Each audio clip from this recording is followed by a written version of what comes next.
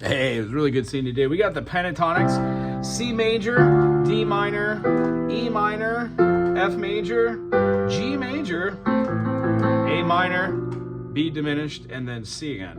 Over the top of all these chords, you can play your C major pentatonic. Even if you're doing like a C major 7 and you choose not to include that 7th tone, that's fine.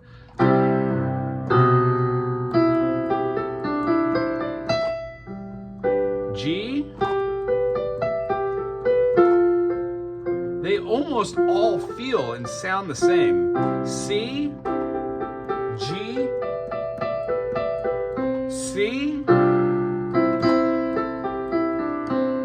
G, F.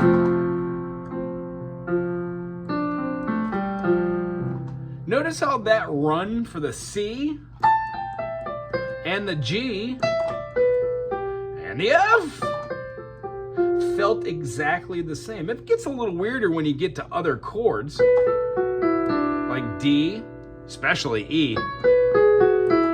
But the idea is, we work on the scales to know where the notes are, right? If you know to omit the 4 in the key of E and omit the 7th in the key of E, then you got it made. 1, 2, 3, 5, 6.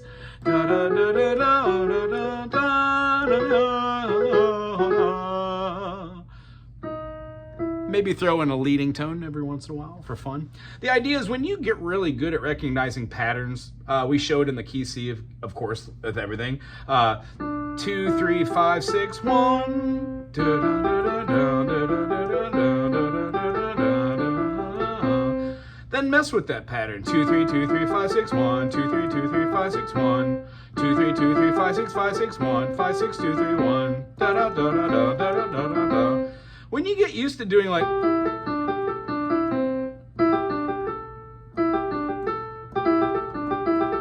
different patterns backwards and forwards, maybe even incorporating 2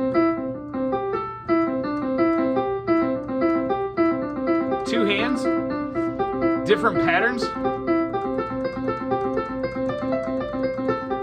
1 finger variances, 2 finger variants, 3, descending, tuplet, triplet, 8th notes. The most important thing about these is that you know what the notes are, and you can determine that between major and then minor, you know? Well, with the C minor scale, we're really only playing the 1, the flat 3, the 4.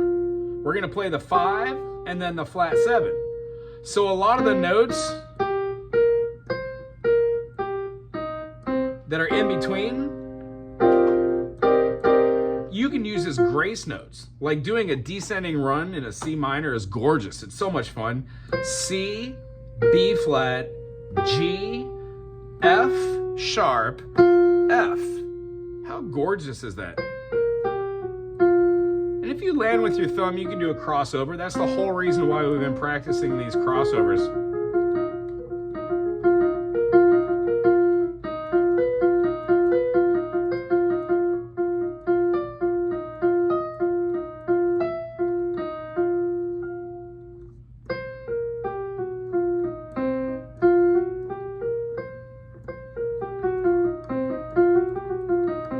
A lot of really cool things that are developed out of there.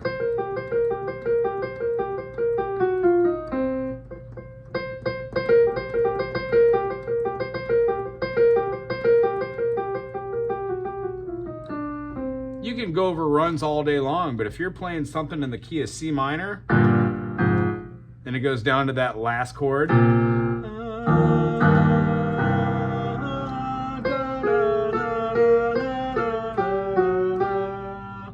But standard favorites for arpeggiated or something like a...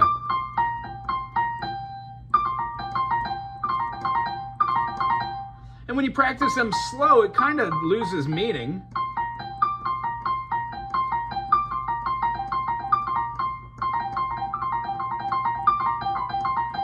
But you start to develop patterns and recognize this amongst adding a little bit of depth and root to the scales that you're now choosing to get from point A to B.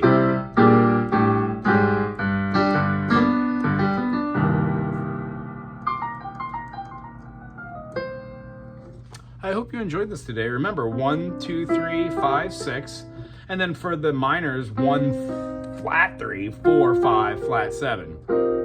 The whole practice of playing these is to do 1, 3, 4, 5, 7, right, for the minors, and then try 3, 4, 5, 7, 1.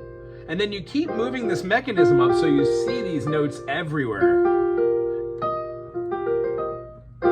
Also, you get a fix on how to do them in patterns. Don't always try to do them in 4-note patterns. Maybe try 3-note patterns. And put grace notes in there.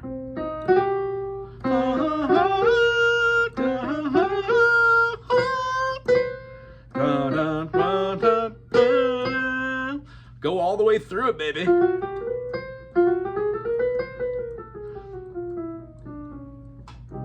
It's very good seeing you today. And then again, there are many more resources out there for string players too, for the bass theory.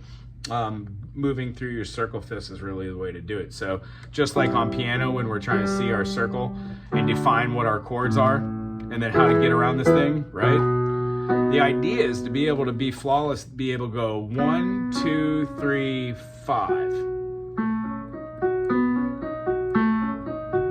And then that one note you add in that's not in your arpeggio, 1, 2, 3, 5, 6. How about this one is a minor 7th? Right there? Well then, that was the one note that I would use to generate some sort of melody.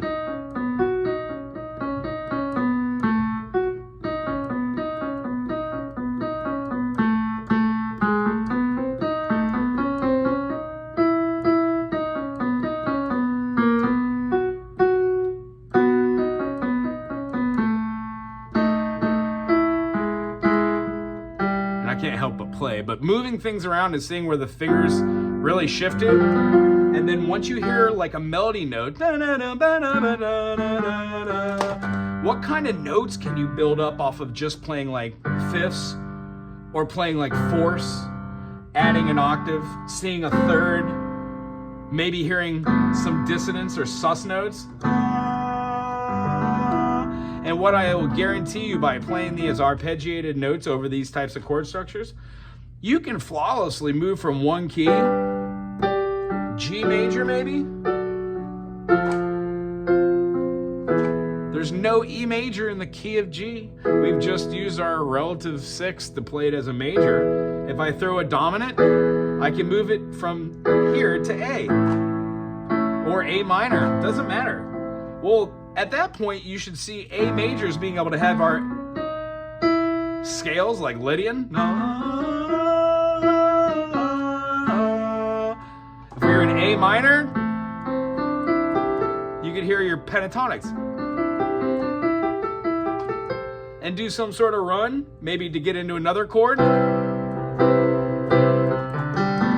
The one note that you added for your major 7 chord,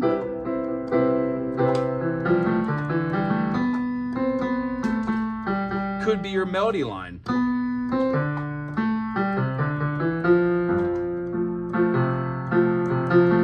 Again, you can do your secondary dominants to get to another key.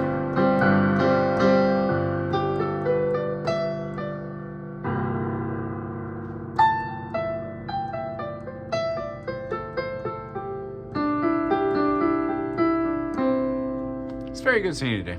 Aloha.